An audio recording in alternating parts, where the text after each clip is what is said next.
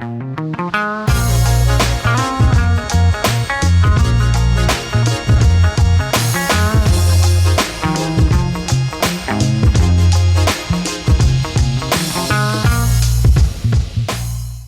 right, welcome to the NoteWorthy USA Podcast. My name is Ben Fredericks, and today I'm once again joined by my co-host, Aaron Halderman. How's it going, my man? Hello. It's been I'm sorry I haven't been on lately, but we made a bit of a move, left the great state of California and back to be with my parents in Phoenix. So glad to be back on, man. Yeah, I've missed you, brother. So, I'm glad you're back on the show. So we're excited to be back with a new podcast, and we've got a great guest today that I think you're all really going to enjoy. First, just before we introduce him, just a quick couple of housekeeping notes. First, as always, we want to bring you a lot of value with any info we bring you on the podcast or any guests. So when it comes to investing in notes and real estate, and so for that value, if you could just hit that subscribe button and share the show, we'd greatly appreciate it. Also, if you haven't scoped out the Noteworthy newsletter, it is back and it is in full effect. We've been getting some great feedback on that. So if you're interested in the note industry, you really should subscribe. We've got great people from the industry talking strategies, tactics that they use to invest in notes, due diligence, all sorts of great stuff. You can head on over to notetools.com/newsletter and check that out. Lots of great insights and details on our events, recommendations, and more. Let me hit on that bit on the newsletter. I love, listen, there's a lot of great stuff for free on the Google machine, right? Al Gore invented the internet. We're thankful for that. So he's got all sorts of good stuff that he gave to us. But, I spent a lot of time with different powerhouse publications that offer paid newsletter subscriptions, and that you wouldn't find through these free searches on the internet.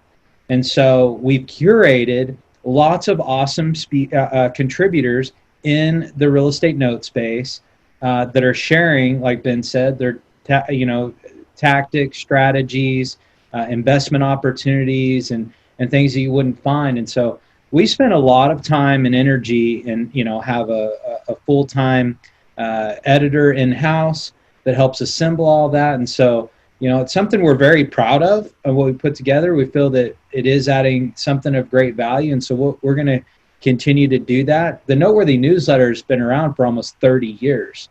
It took a little bit of a hiatus in transition to new ownership.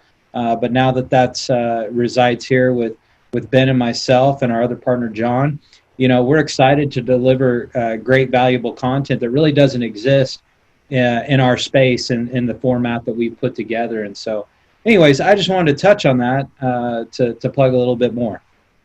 Yeah. And I mean, for the cost of it, $130 for the year. I mean, you're going to get that in value just from, somebody like a Kevin Shortell, who's an expert in the industry in one particular thing. You should be able to put what he puts in that newsletter to work to easily make that money back, no problem. So it's a very small investment for a lot of valuable info. So, well, today we are joined by an expert investor in distressed second mortgages. And I know you've known him for quite some time, Aaron. And so we're excited to welcome to the show Sherman Arnowitz from Keyhole Financial Services. Welcome, Sherman. Thank you very much, Ben. Thank you, Aaron. Great to be here. Glad to have you. Yeah, man. So before we, dive in, because I've, lined up some good questions to dig into with you today, and I'm sure Aaron has some as well.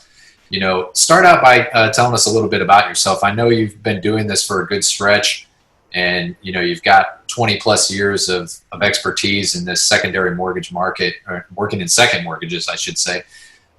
Just give us a little bit of background on yourself and where you're coming from and what it is exactly you do. I like to tell the story of how I got into the business. And after I graduated college from the University of Arizona, go Wildcats, Aaron, my college roommate and best friend, I won't name his name, we'll call him Mike, asked to borrow $5,000 from me. And with the promise that it was a real estate investment and he would pay me back within 30 days. And so I lent him the $5,000, and 30 days went by, and 60 days, 90 days. And sadly, I was never paid back. And the worst part is that I lost my best friend at the time. And so 15 years went by, and I got a certified check in the mail for $5,000 and with a phone number. And so I picked up the phone and I called Mike. And the first thing, of course, I said was, "Where's the interest, Mike?" So we started talking, and he was living in California at the time. And he started telling me about this story about he would buy, it was the money store, and he would buy these non-performing defaulted second mortgages from this bank. And he would start resuscitating and speaking with the borrowers and making deals with the borrowers, and he was doing phenomenal. And he believed in karma, and he said, "I'm coming to New York." And at the time, I was ending one of my businesses, and so we met. He started telling me about this and the second mortgages, that you could buy these mortgages pennies on the dollar. Yeah. And at the time, we're going back 25 plus years, there was tons of equity.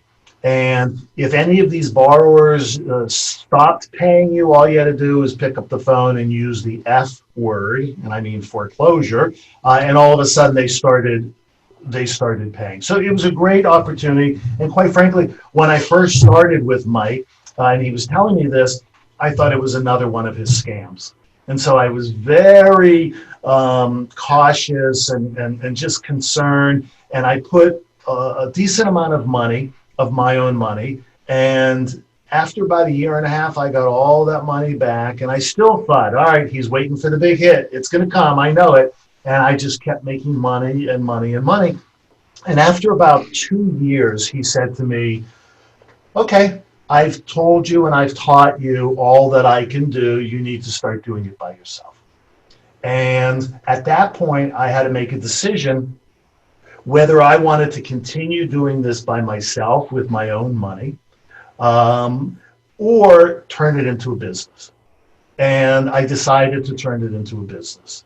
And I reached out to certain banks and I got on their lists. And I remember the first opportunity I had, it was about 75 loans. And it was going to cost, I don't know, $500,000. And so now I had to reach out to potential investors. And so I reached out to friends and family and business associates. And, you know, it made me nervous because obviously you want to do right by your friends and family and you don't want to fall flat on your face. And so I remember making my first pitch to a high school buddy of mine who was a lawyer. And he had one or two people at the table also. And I started doing my pitch for these 75 loans. And my outside voice, I could tell, was very polished and everything was going great.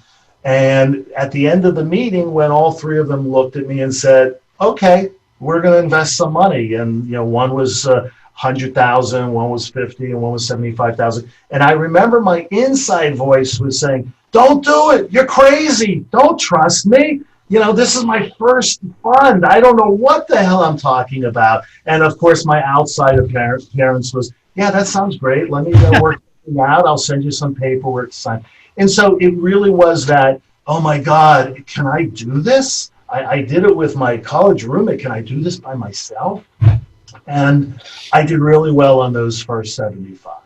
And they were very, very happy. And, you know, probably another 6 months went by, 9 months went by, and I had another opportunity with another fund of loans that I could buy. And it was really, I went through the same thing. It was that, can lightning strike twice? You know, I didn't really build up a process to make this work and to kind of step by step what to do, just flying by the seat of your pants. I mean, back then, maybe there might have 5 to 10 other investors doing what I was doing. But it was a big responsibility to take these people's money and be responsible for these people's money. And so it really taught me a lot. And so as I continued to grow and those funds became larger and larger, I knew I was doing something right, because a lot of the investors, I never lost an investor to this day. And most of these investors, when I would come up with another fund, would, hey, I got a golf buddy. Do you mind if my golf buddy, comes in with this and stuff? And so it's been a good ride for that. And that's really with the private investing that I've been doing. And throughout the years, as the economy and even what we saw in 2008, it's been a nice little business, and it's a nice little niche, and it was the best kept little secret. But that little secret was no more, and so more and more people have found out about it, and so we see the positives and negatives of what happens when that secret's out. But I must say, if you're going to buy right, what I have found is it pretty much doesn't matter with what the economy is doing, because you just have to readjust. So yeah, I got a little burned because in 2006 I started a fund, and there was tremendous amount of equity when I bought it, those loans. But then 2008 came and there was zero equity, and so I was able to get out of that fund and probably give back, I think it was something like 80-something% back to the investors. But even with today's economy, we're buying, people ask me about the pandemic, and they say, hey, well, how's this going to affect? Are you going to get a lot more loans because of what's going on with the pandemic and the economy? And I explained to them, when we invest, we're still investing. We're in a time capsule, and we're going back in time. And we're still looking at these loans that were originated in early 2000s, and that's the ones that we're still focusing on. We're not concerned right now about loans that were originated in 2017, 18, 20, what's going on with the pandemic. We will see the outcome. And certainly after the crash of 2008, the banks tightened everything up. And so, let's say that it was 2012, 13, 14, we'll probably see a decrease, but we'll see that decrease in the future sometime. So what we're seeing now, the point being with the pandemic, is we might see those defaulted loans maybe 3 years from now, 4 years from now, and we can then, decide what we want to do with them. We're still dealing with loans when we buy 10 years ago plus. So Sherman, let me stop you there for a minute, because you brought up a lot of good points, and I was just making some notes here, and I want to hit on some. So, one is you learned by doing, by taking action. You got in the trenches, you did it, but you also learned from somebody who is also in the space. Really, they weren't really a coach or mentor, but it was, I wouldn't necessarily put that as a label on that, your college, fraternal brother, but that's really kind of what he is. But he forced you to come in, take a risk, challenged you, to go in, do it, and then after a couple of years, go do it yourself. And so I think that's key to point out, because we're always talking, about people that you don't have to do business with everybody, but you can choose who you want to do business with based on the premise of who you know, who you like, and who you can trust. And so I think it's important to have those ongoing mentors and coaches. And I know you put, your courses together and offer some of that, which we'll touch on, here in a bit. But I want you to hit on for a minute, talk to the listeners about your background and history prior to getting into investing, what that looked like. And what I'm trying to draw out of is what kind of skill set, and mindset did you need to either have or acquire to really do this business, and what that looks like? Because it really is hard work. You can do it from anywhere, so it provides some lifestyle. But I want you to hit on that, your background, history, and the skill sets kind of required to do this business. And let's give our listeners some insight into that. That's a great question, Aaron. My father was a great businessman and a terrible teacher, and so I learned by observing. And I think I picked up certain assets and qualities from him. I think of my siblings. I have one brother, two sisters. We all have that entrepreneurial spirit. We all have that competitiveness. We have that education of processes. And so what I tell potential students is it is hard work, and it is a business of doing. And the more that you do, the better off you're going to be. The thing I love about investing in seconds is that you get to wear at least a half a dozen different hats. And you have to be decent at spreadsheets.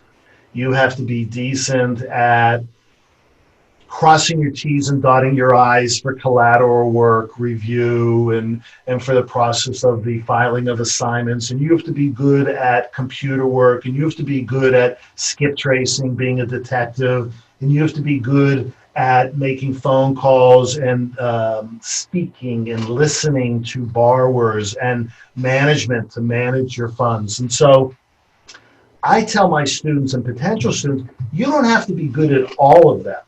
But you have to know what you're good at, and more important, what you're not good at. So I have people that don't like talking to people. They're really great behind the scenes, but they're not good at that face-to-face or phone-to-phone with speaking with people. I have students that English is a second language, and it would be very difficult for the borrower to really understand. It's not easy. It's not for the faint of heart. I would say if there's probably three qualities that you would need for this business, it would be developing and maintaining processes, because each aspect of what we do, you need a process in order to do right. I would say the other would be the art of listening. Okay. Being able to listen to the borrowers, being able to control the conversation, but primarily listen. And I would say the last one is perseverance.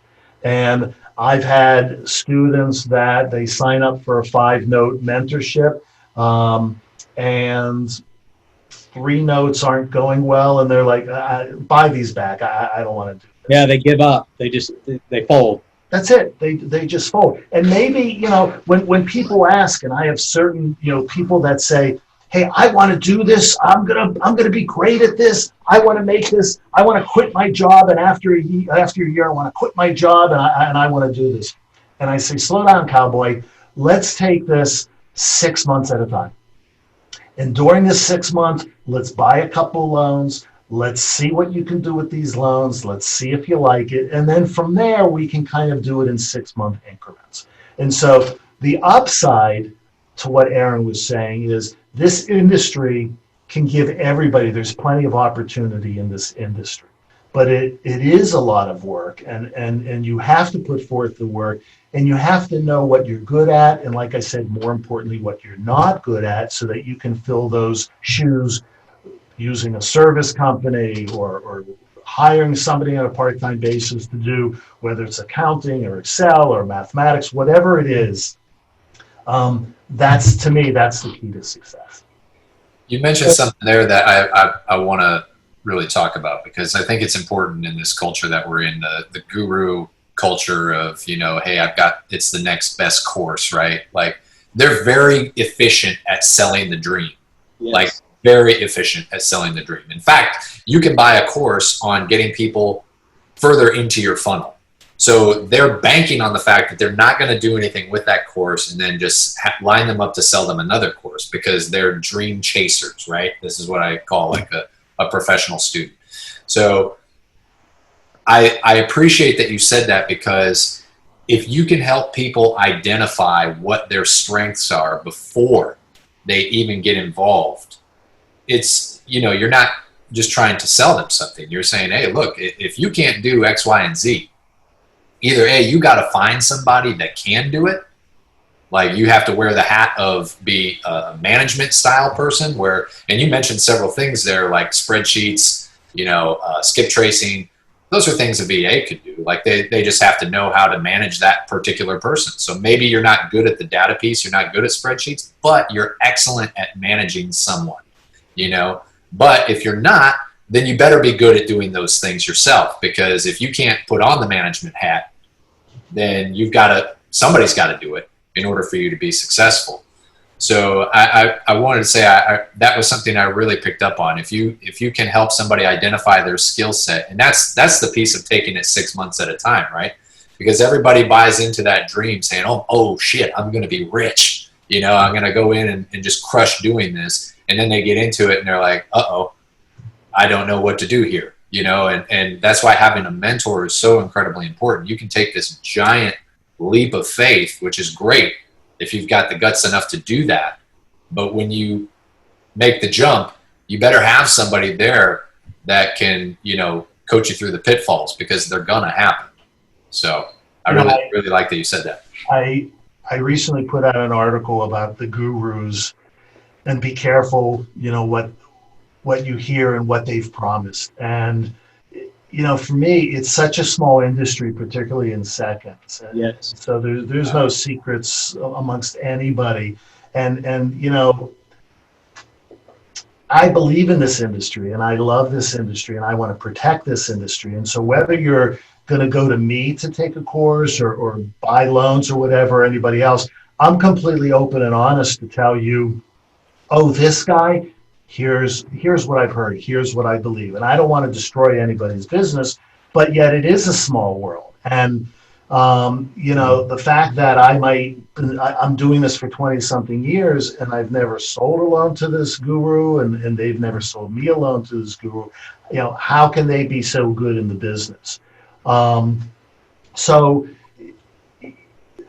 I'm selfish in the sense that then if I teach you and I do it right, you're my soldier, and you're going to go out there and you're going to tell everybody else, wow, I worked with Sherman at Keyhole and he really knows what he's talking about.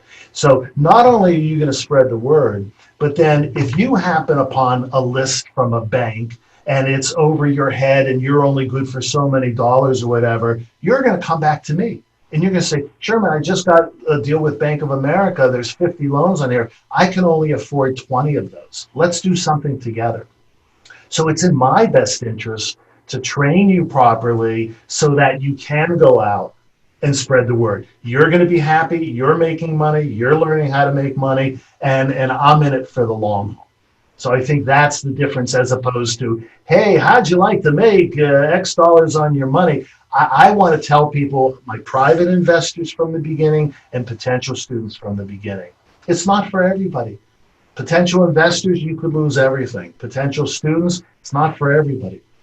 But let's do this. Let's figure it out together before you sign on the dotted line. What you just outlined is the abundance mindset. Is having an abundance mindset. And here's what I'll say, like closing the loop on that. Like, I've invested, tens, hundreds of thousands of dollars in my own education, training, coaching with other people, home study courses. And I always get, a couple nuggets out of everything, and so I like to look at the positive, the glass half, full rather than half empty, is my personal belief. And the things that haven't gone so well, here's what, or, mentors that I had or groups that I've been involved with that were just okay. I met great people. Like one of my closest friends that lives up in Orange County, love the person I met because I joined another group that I met an investor from that group who then introduced me to, this person and his boss and et cetera, and is like one of my closest friends now. And so it's not by, I think you got to put yourself out there too, to be like, well, I'm just going to make the best of it. And at the same time, doing the networking and the due diligence of who's really doing the business versus just teaching it only. Like, I'm totally cool with people teaching and providing the education as long as they're still doing the business, and which is key, because it's like going to the gym. No one really likes going to the gym. I mean, maybe there's some people that really do, but we go to the gym because we want the end result, and we're working the muscle, and we're being consistent, and we're being perseverant, and so we put in the time and know what the end result is that we're going to be. And so sure. I love what you're putting together, and the mindset of that, and the comments that Ben make, and you said something key is you have to buy right. And you're also developing, key relationships with people, because the space is pretty small and pretty tight niched. And, that's, we only have our reputation to go off of, especially now with social media, and you can just get crucified, if you're not doing things right. Like, people make a public statement. I mean, they'll put up websites and try and just burn you. Yeah, we've seen them all. And we saw that happen with somebody in our space that really does first position notes. Like, people had a horrible experience. They put up a dedicated website and all the casework against this individual. And it's like, you hate to see that it can come to that, but that's our future. And that's just the world we live in. And it's not going to change. Right? It's here to stay. So all we have to do is do the best that we can, provide good value, good education and training, and really be practitioners, of what we're doing. And we do the same thing in our business. Ben spends probably 70-80% of his day in the business of real estate notes, and then the rest of the time we're putting out material and education and doing these podcasts or writing a newsletter and letting people know, bringing awareness as to what's going on. And so I think it's pretty awesome. I know we have a number of questions, Ben, that you put together and outlined to there. So why don't we hit on some of those to tee up for Sherman? Yeah, you mentioned something before we hopped on the show about, basically you're going to have to juggle 3 balls in this business, right? So can you talk about that? Because, I mean, say I'm wanting to get started in investing in, distressed seconds. What are those 3 balls I'm going to have to juggle on a daily basis in terms of, being able to facilitate the business? Can I phone a friend? Yeah, it's important to note, I love the energy that people bring when they're starting this, and they're like, hey, okay, what do I got to do? Okay, well, let's get you focused in here. And what I tell them is there's 3 balls that you're going to juggle. And the first ball is, where am I going to find the loans? Where am I going to find the money? And where am I going to find the education? And they not all the time are they in abundance. I remember sometimes where, hey, I started doing really well for investors, and I started getting more and more and more investors to sign up with me. Well, I found the money, but now, where are my loans?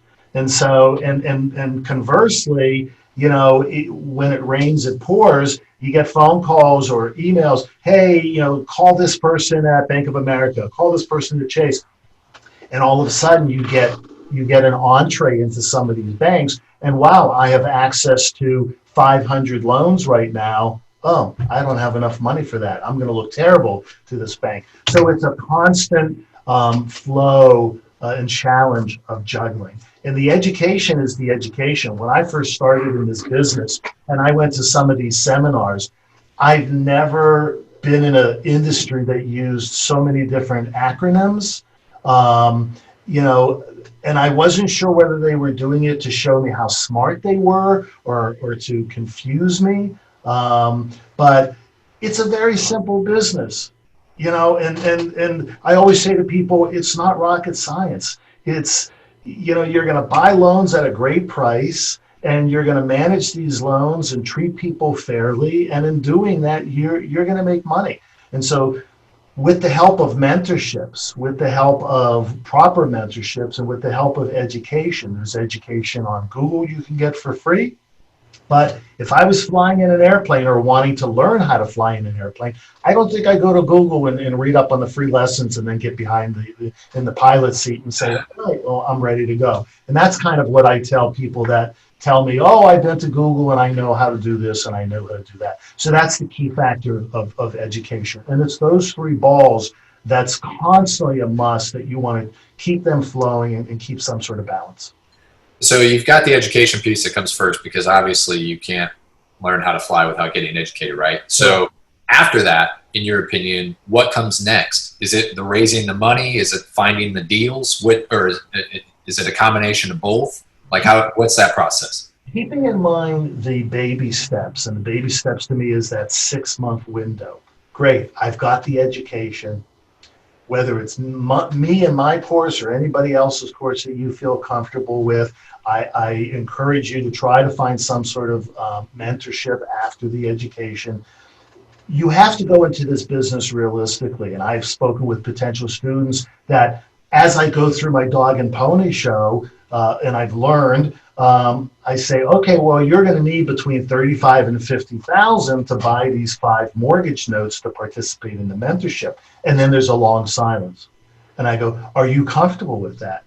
Well, no, I have about $5,000 in the bank. And so there has to be a realization that if you want to get into this business, if 5 notes are going to cost you between $35,000 and $50,000, you can buy a second mortgage note from $1,000 up to $100,000. But we encourage those baby steps of, let's say, $5,000 to $8,000 average for a second mortgage. So, there's 2 ways to think of it. One is, okay, I'm going to fund it myself. And so whether it's my self-directed IRA that I can use, or whether it's the money under my mattress that I'm going to use, I'm going to do this and I will fund that money myself. The other way to look at it is, if I can prove myself and maybe initially use my own money, and then I can prove myself after a year or so, I know I can go to my friends, business associates, family, blah, blah, blah, and I can get money from these investors to do it. The challenge there is, well, you don't really have the experience. Well, how am I going to get the experience if you don't give me the experience? Well, you don't really have the experience. And so that's kind of the challenge. Sometimes I'm able to work with people that I believe in that are in that position to say, hey, I'll work with you, so at least you have 25 years of experience that you can address with them. But that's kind of the realization that you are going to need money from wherever you decide that money is coming from. Because what's the point, of learning this stuff if you're not able to kind of fulfill it by looking at that? And so those first 6 months, it's the realization of the money and where's it going to come from, and also the loans, where is it going to come from? I tell students, you want to get on the phone, and I have some students that will get on the phone, and for X number of hours a day, they'll call 1-800-CHASE Bank, and they'll try to find second mortgages that are available.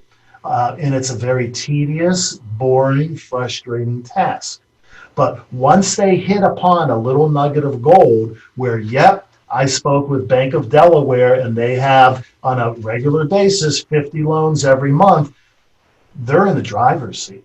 Whether they're going to use it for themselves and they're going to buy from themselves, or they're going to come back to me and do a JV, that's where you're going to find the loans. Or maybe you're just going to go to Aaron, you got any seconds, Aaron? Ben, you got any seconds? Sherman, you got any seconds? And yeah, you're going to do that, but it's all based on also your realization of what are your goals? Are your goals just to supplement your income, or are your goals you want a completely different career? So I think you have to match the reality with the expectations. Yeah. So you go into this in the first 6 months, right? And you're saying, all right, this is where we're going to figure out how you're going to do with this. What are some of the most common mistakes that you're seeing, new people coming into this making during that first 6 month or even a year period, where it's just, they might be repeat mistakes. They might be, is it a prospecting issue? That I heard you mention that, because usually in any kind of industry that's related to sales, which quite frankly, I think everything is sales. It doesn't really matter what you do. You're selling somebody on something, right? So you sold your wife on why she should marry you, right? Just the same as I did, just the same as Aaron did. But is it a prospecting issue? Is it a comfort level of talking to people? What do you see as the biggest mistakes, that are holding people back from getting to a quicker level of success in those first 6 months? Or my wife is going to get a refund. What, Aaron? Or even like giving up too soon. Like you were saying earlier, like tie that in for us. Like, don't give up too soon. Why that would even happen. In answer to your question, I think we were speaking about that. It's expectations and setting realistic expectations. For the guy that says to me, I'm going to, after a year, I want to quit my job so I can do this full time. I don't think it's a really realistic expectation. Unless you have hundreds and hundreds, close to $1 million, either you have access to $1 million or you have $1 million that you can kind of put that out there. The system works. For 25 years I've doing it. Take all the funds that I've managed, whether it's a fund of 25 loans or 500 loans. I've averaged net 20 to 30%. So the system works. I'm not smarter than anybody else out there. I know how to put the process together. And that's basically it. It's the expectations, and it's the expectations and the amount of time that you're going to put forth to meet those expectations, the realistic expectations of the juggling. Okay, where am I going to find that money in order to do it? If $50,000 is 5 or 6 loans, okay, for every $50,000, you're going to get 6 loans. And if I can, 5 or 6 loans, and if I can generate X off of 5 or 6 loans, okay. And I tell people realistically, if you buy 5 loans, here's what's normally going to happen. And I wrote another article called 550 or 500. The same thing's going to happen for 5 loans, 50 loans, or 500 loans. For 5 loans, one of the loans is going to crap out. No matter how much research we did, they were current with the first, no equity, but they've been in the house for 20-something years. Let's buy this at X dollars. And all of a sudden, 6 months, 9 months goes by. The guy loses his job. He can't afford to pay the first forecloses. There's no money left over for the second mortgage. We crapped out. We lost $6,000. Nature of the beast. Even after explaining that to some students, they're like, you didn't tell me I was going to lose $6,000. That's ridiculous. I sell my other loans. I don't want to do this anymore. To Aaron's point, it's like, okay. So one is going to crap out. Of the remaining 4, 2 of them we're probably going to get from non-performing. They haven't paid. Remember, some of these people haven't paid in 5, 10 plus years. So when we call them on the phone and say, hey, it's Sherman with Keyhole. I just bought your loan. You owe me $30,000. They're like, no, I don't. That bank, they wrote it off. And so now you got to convince them and put your psychologist hat on. You have to convince them and show them, no, here it is. Just because they charged it off, it's an accounting term. It doesn't mean you get it for free. 2 of those loans are going to be reperforming, okay? And that leaves 2 loans. One of those loans is probably going to want to do some sort of settlement. Yeah, I owe you $50,000. Would you take $30,000? No, but if you can give me $40,000 in 30 days, I'll make this go away. We'll write it off. So as much as I lost $5,000 on one of them that crapped out, I just made 40-something thousand or whatever on another, and I got 2 that were non-performing to be now reperforming that I could either hold on to as an annuity or I could sell them off in the market. And the last loan is our wild card. Could be any one of these. And so that's the reality that I want to propose to these potential students before they get into this. And I think when they get into this, like you were just saying, Ben, what's that first year look like? What mistakes are they being made? It's the expectations. The processes are there. It's not like, oops, I forgot to ask this guy what his email address is. Oh, okay, call him back or the next time you speak to him. But other than that, you've already purchased the note, and you've made the decision and it makes sense based on, what we've taught you. And other than that, there's really not that many potholes that you're going to really fall into. So I will say this on the, you have there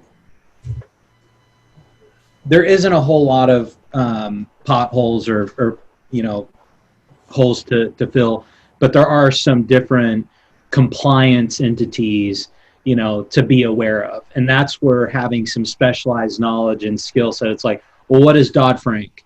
How does that apply to us? What's the CFPB? How does that apply to us? What's FDCPA? How does that apply to us, and what do we got to look out for there? Do we have to get registered with some of these people? What are some other tools and resources and vendors we need? Like, those are all the things, like, to help build your power team that you got to, look at for being in this business. And, when you were giving the example just now, the 5 loan, small portfolio of 5 loans and what happens in the outlook, I always liken it to what people kind of already understand. They already understand Wall Street investments. So they get like that they have a pension or their retirement account or their 401k with their employer. What's it invested in? It's invested like within Fidelity or Vanguard. And what makes up those investments with Fidelity? Well, you have growth. You have growth and income. You have and so you have these different risk spectrums that give different results, of that portfolio. Well, it's the same way in note investing, right? I bought 5, one was growth and income, one was a flyer, and I got paid off.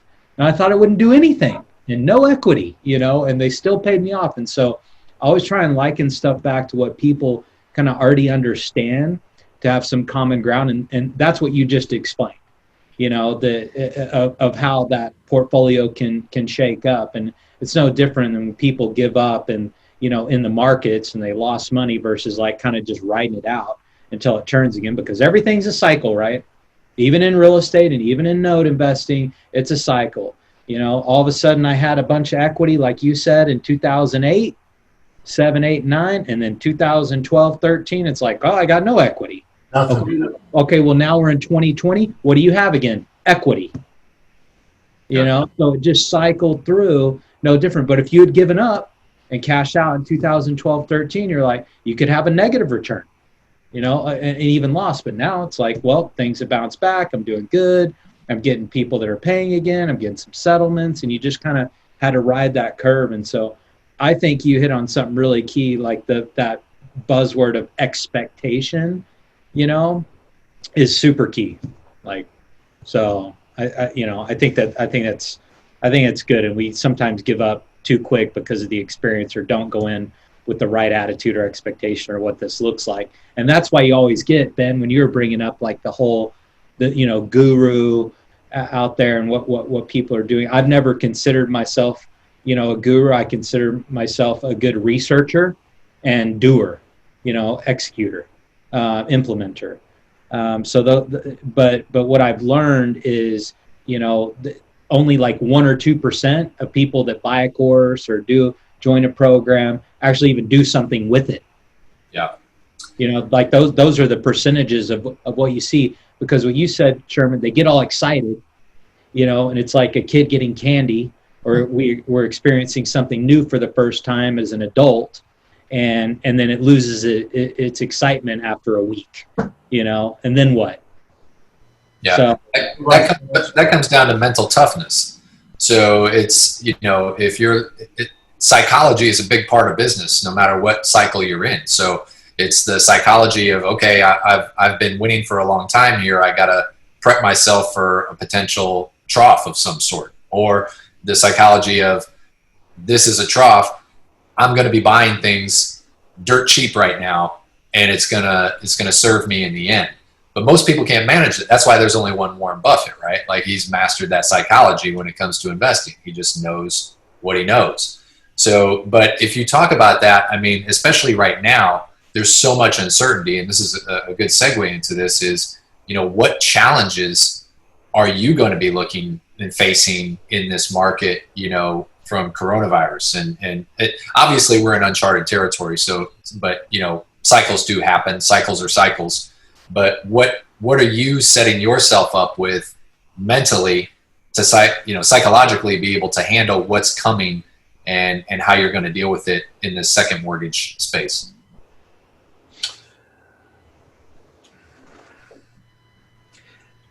I feel guilty kind of saying not much prep work, because all of my friends that started going through this in February, March, and they're were in offices, and now they're home and they're getting used to the computer and working from home and the phone.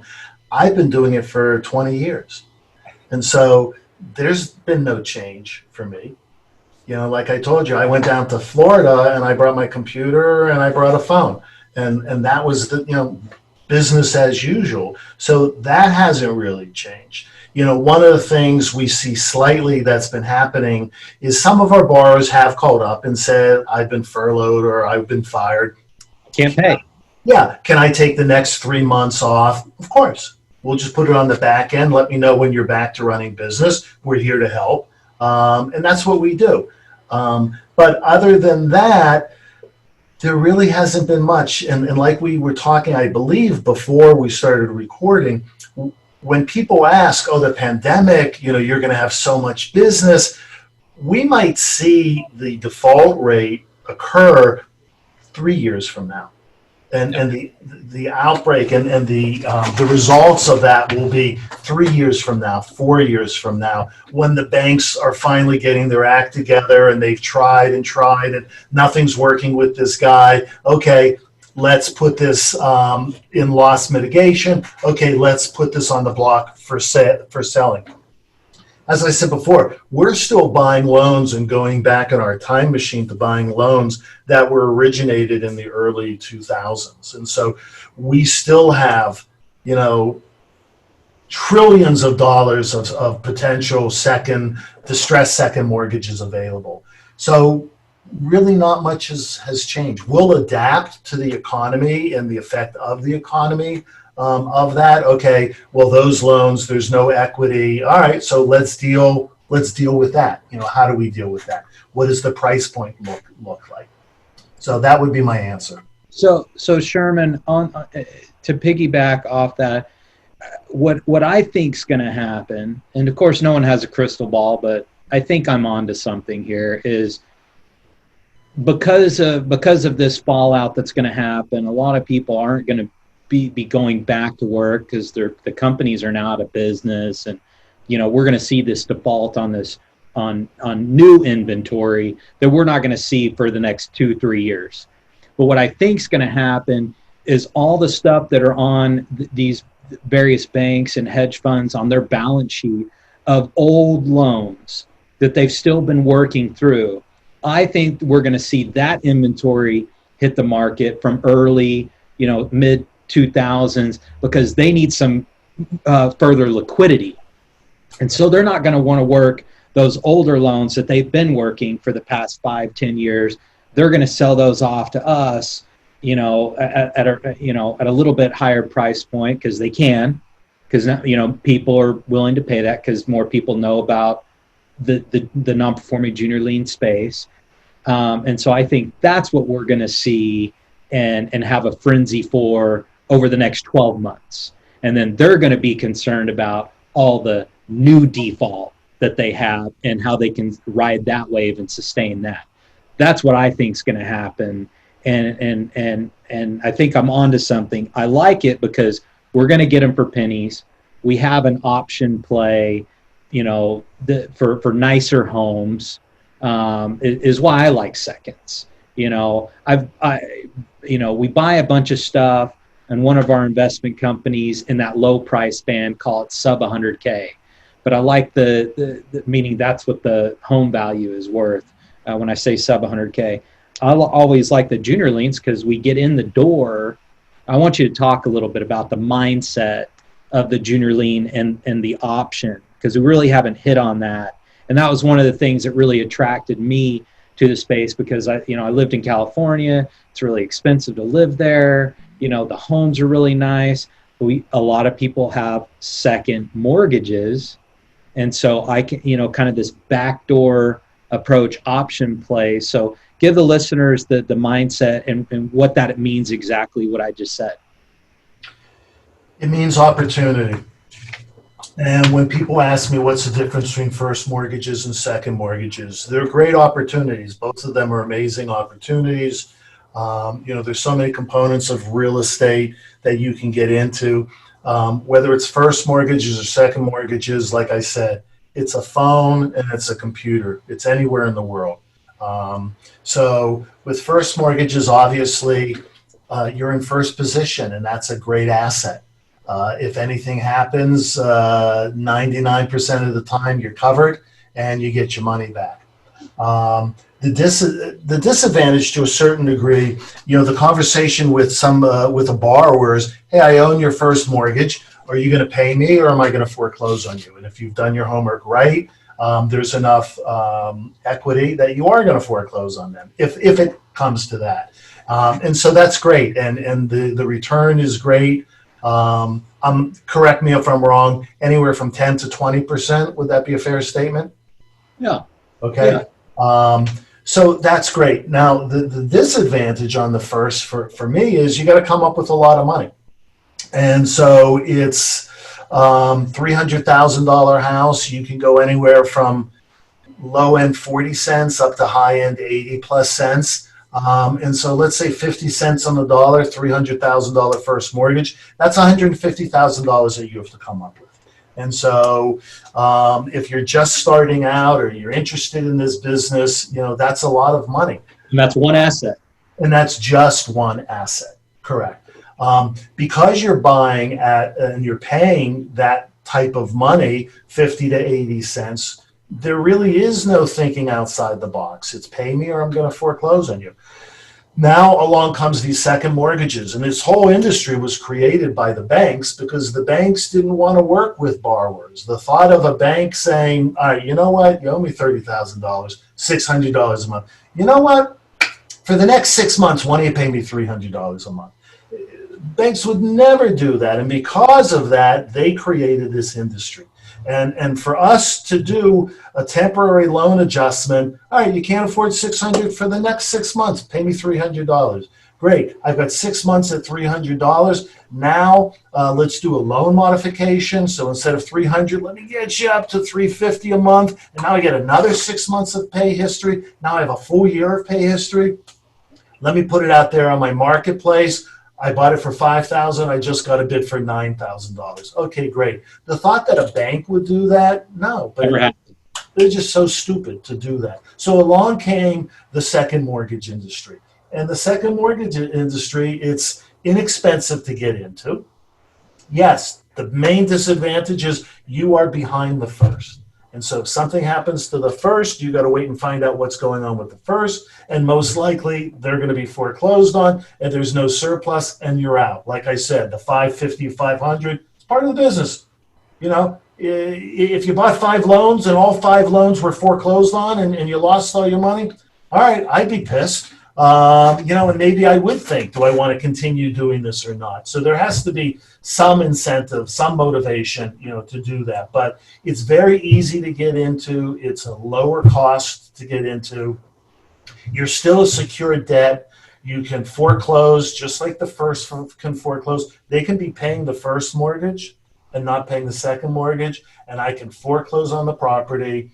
And then once I foreclose on the property, I have to deal with the first. And I could either deal with the first by paying off whatever the first is owed, or I can continue to pay the mortgage to the first. And at the same time, hire a real estate broker to get rid of the property.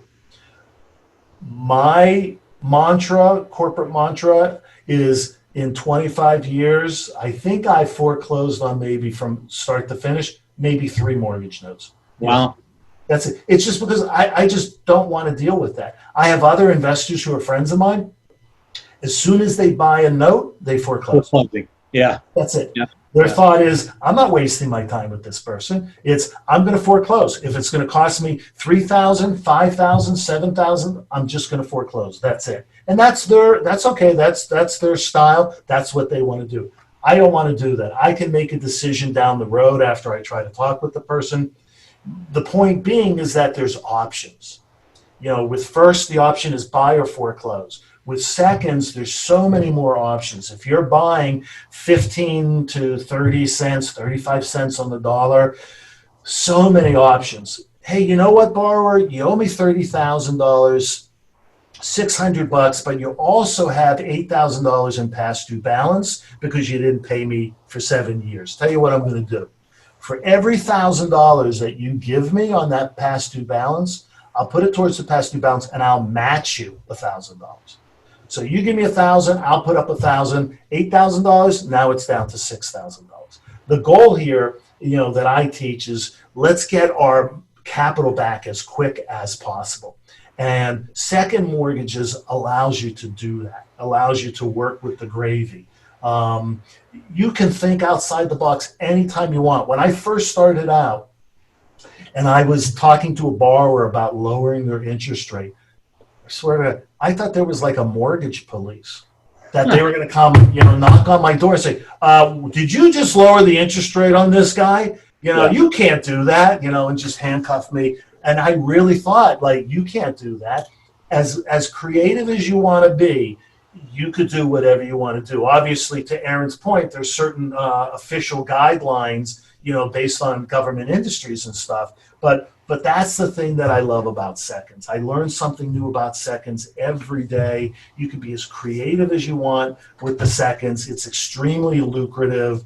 And that to me is the difference as far as the price point and getting in on the seconds. I love it. I feel you've provided a lot of great value and mindset and what it takes to people, and bringing this full circle. Like, you have to, like with anything, it does require some specialized knowledge and skill set and access to various resources and vendors. What kind of paperwork's involved, like what's the process for that? But you hit on it. It's the education of processes and being consistent with it. And once you have that dialed in, you got it, and you're running with it. And that's what drew me to the business, why I loved it.